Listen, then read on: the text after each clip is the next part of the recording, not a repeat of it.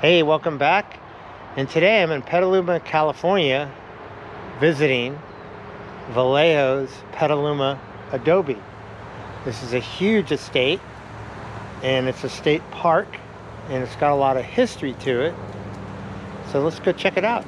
All right. So right when you walk in, they got a bust of the General Mariano Vallejo. And he lived from 1807 to 1890.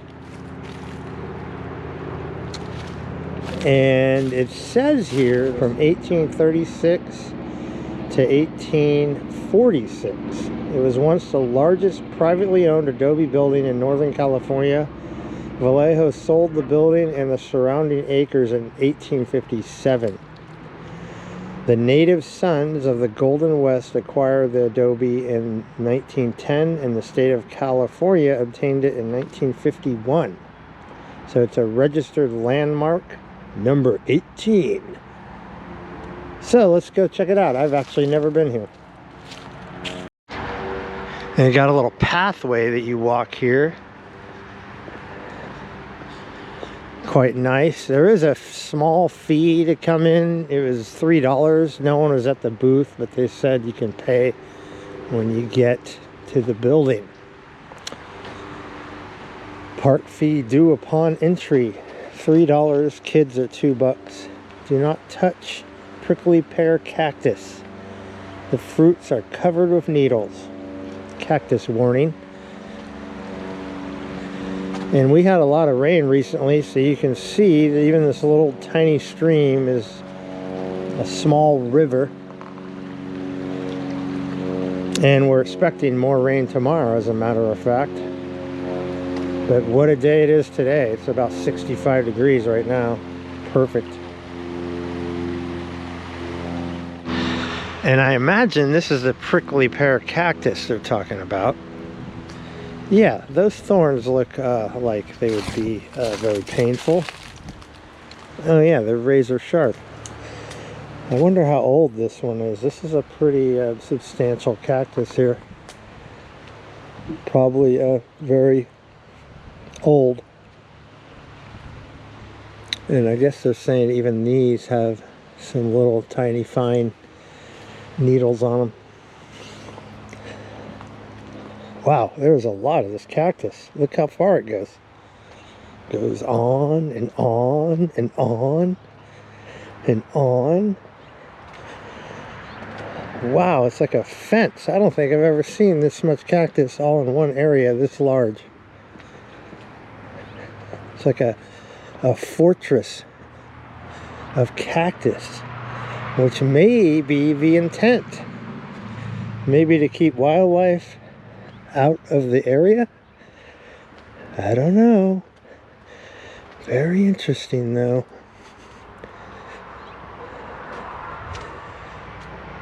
And it's still going. They even have a bench here. You can just sit here and enjoy the view of all the prickly pear cactus. Look at that. It goes all the way down. That's crazy.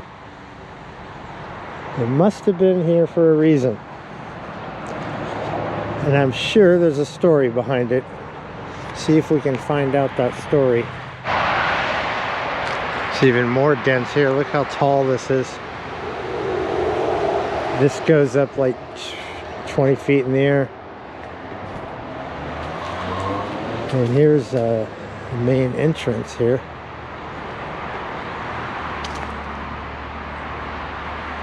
Let's go pay our $3 entrance fee.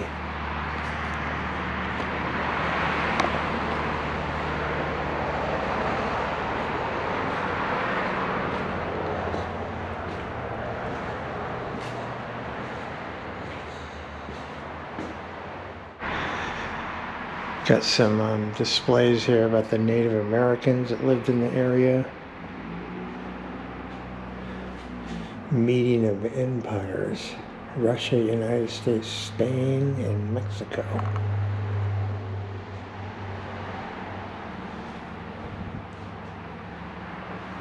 Some old artifacts here, belt buckle, some little knife, old sheep skins. This is cool. They got a California cowboy saddle. That's made out of some thick leather there.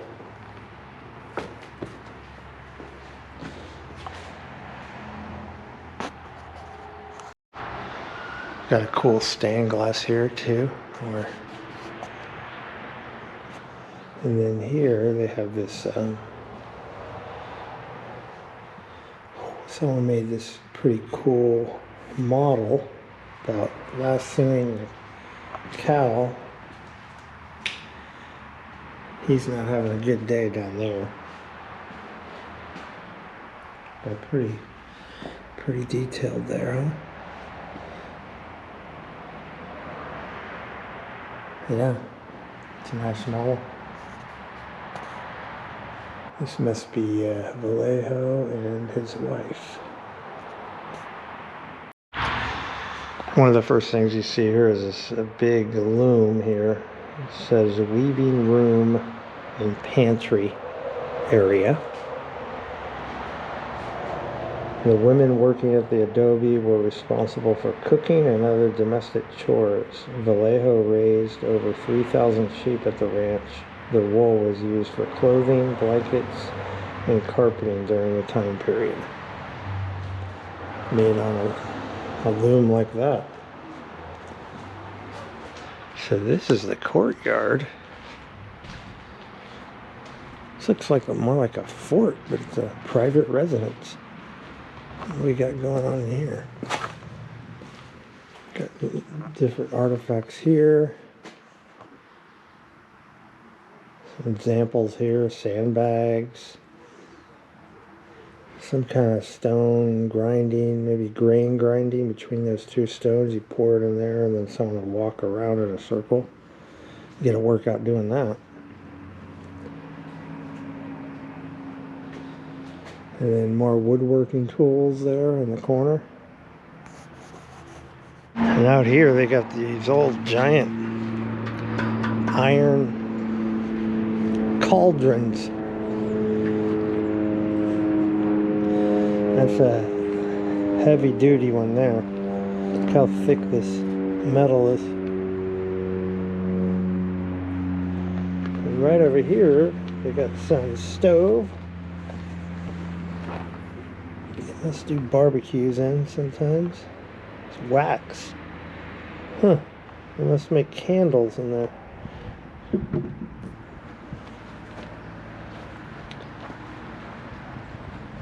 You know, I just remembered. I think they do make candles in there. I think my daughter may have came here on a field trip and made some candles.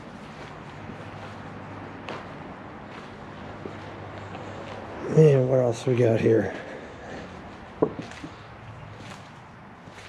Hides and leather working. Okay. So it made saddles here with a wood frame and a leather over it. Look at all those in the corner.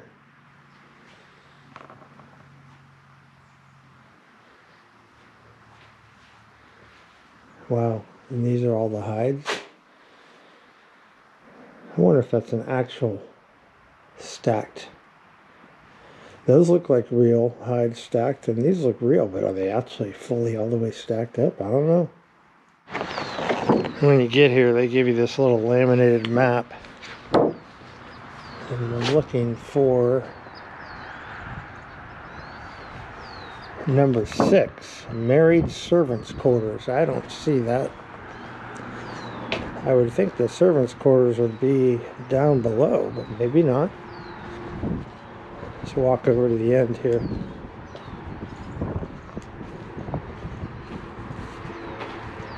For your safety, do not climb. Safety. Don't climb on hay beds. That must be for kids. No service quarters, but you realize how big this place is when you see that.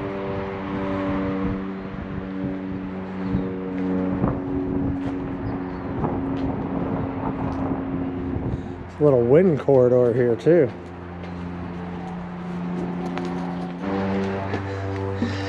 I think we're gonna go up.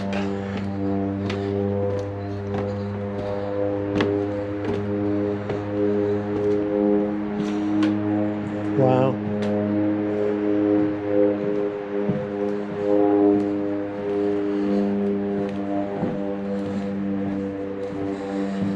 Let's get all these rusty bars. Looks like original glass because it's not clear. Got air bubbles in it.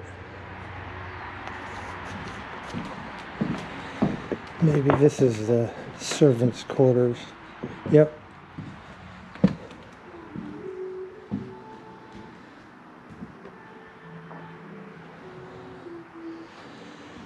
Pretty basic here.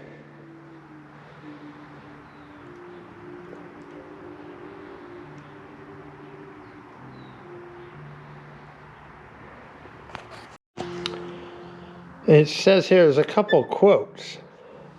The ladies were domestic and exceedingly industrious, although the wealthier class had plenty of Indian servants. Bear in mind the room had no doors, and that the room we ate in had its floors covered with sleeping Indians, male and female. It's quite a view from up here.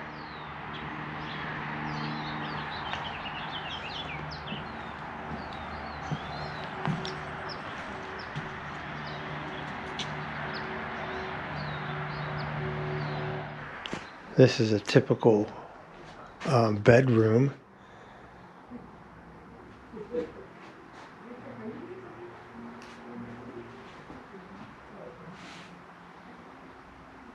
Look at that bed. Looks primitive to me, but 1840s, 1830s, that's what you slept in. This is the fanciest room yet. Dining and parlor room.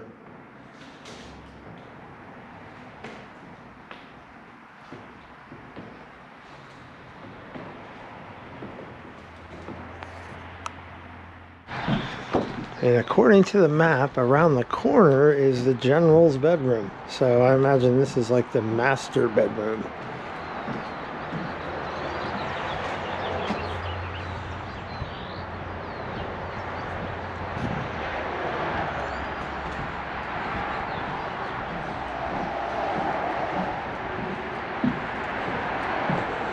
Yeah, this is a big building.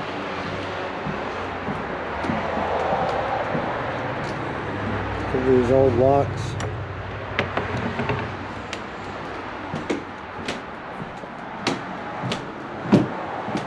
So this is a master bedroom in 1840.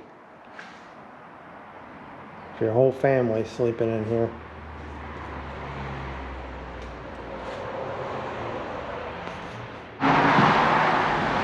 Overhead is some of that cactus.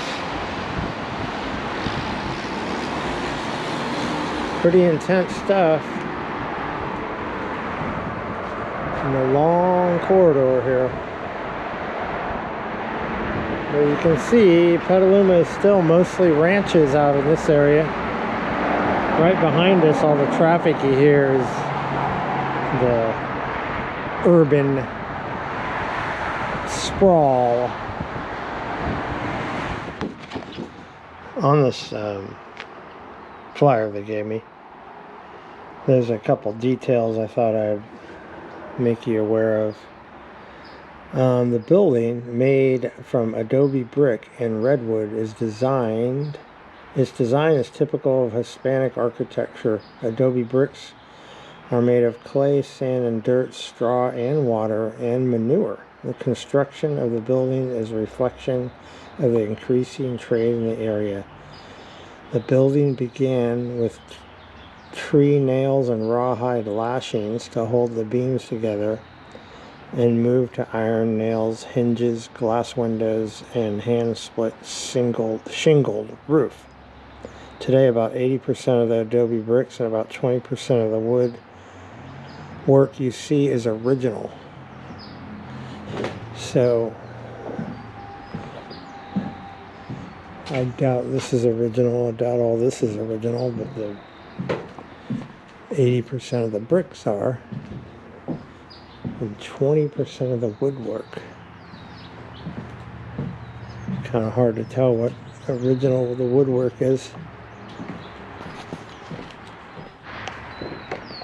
So a little more information I thought was interesting. Although Vallejo could not come out here from Sonoma as often as he wished, he was proud of his working rancho. The adobe structure was not complete when Vallejo was taken captive during the Bear Flag revolt in 1846. By the time Vallejo was released months later, the gold rush had driven labor prices up and the squatters had taken over portions of the land.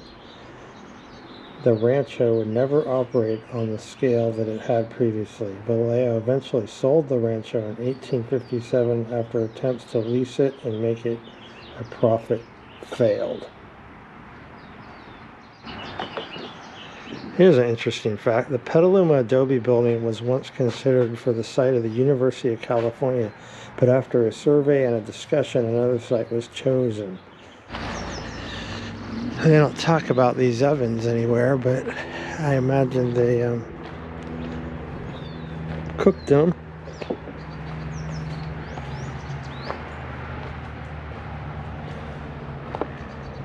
Two brick ovens, and they got this old primitive wagon wheel out here.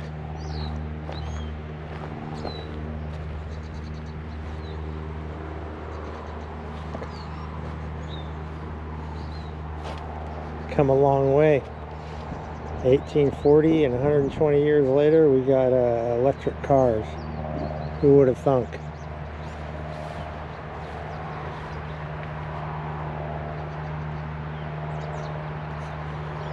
Certainly a beautiful land out here though, huh?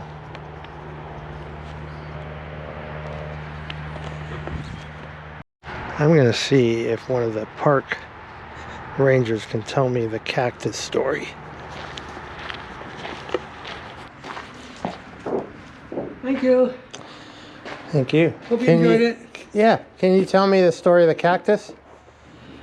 1990 Boy Scouts. Oh, okay. So it has nothing to do with the original Adobe. No. I mean, I've never seen so much cactus in ones. Yeah, I mean, they would use it like at missions and stuff as around gardens just to keep wildlife out. Okay. So, and I mean, it's prickly pear, so you can eat it. You can eat the petals. You can eat the fruit. So it was also a food source. I thought when I saw it, maybe it was to keep wildlife out or something originally, because it's like a fence. Yeah, it is like a fence. So it's only been there since the 90s? Wow. Yeah. If you have the chance later to go over to the mission in Sonoma, they have prickly pear cactus over there that are like 100 and 150 years old. Oh, wow. Yeah. Okay. Yeah. Well, cool. Thanks for the You're tip. welcome. I thought it was part of the original building, but Vallejo did use prickly pear around his vineyard in Sonoma. did he? Yeah. So the one by his house. So it Okay. was a big one. All right. Well, thank you. You're welcome. Enjoy. Bye. Well, everyone, thanks for coming along with me today. I hope you enjoyed the little short visit of the Adobe here in Petaluma. If you like what I'm doing, hit that subscribe button, hit the bell notification, and I will see you on my next video. Peace.